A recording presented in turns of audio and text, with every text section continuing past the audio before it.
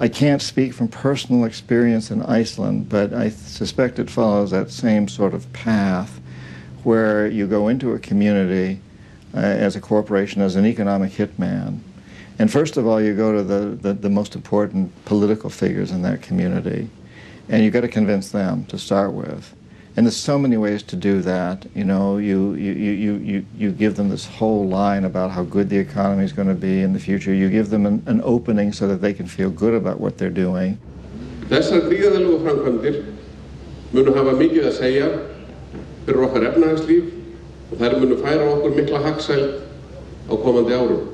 And then, of course, one of the favorite ones is you find a local official, a mayor, or someone like that who goes along with you and helps you, and you let them know that when their term is up, you'll hire them. And you'll pay them a really good salary with really good benefits. They won't really be expected to do very much. Probably the main thing they'll be expected to do is go into other communities in the area and convince them to accept the next project.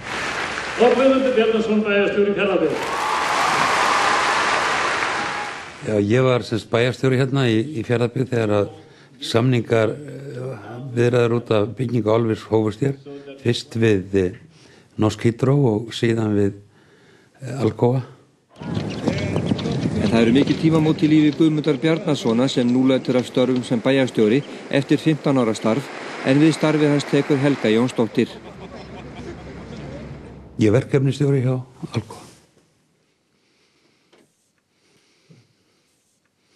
Svo verkefnisstjórn ferst það í samskiptum við opinbera aðila, sveitarfélög og ríki og svona stærri fyrirtæki.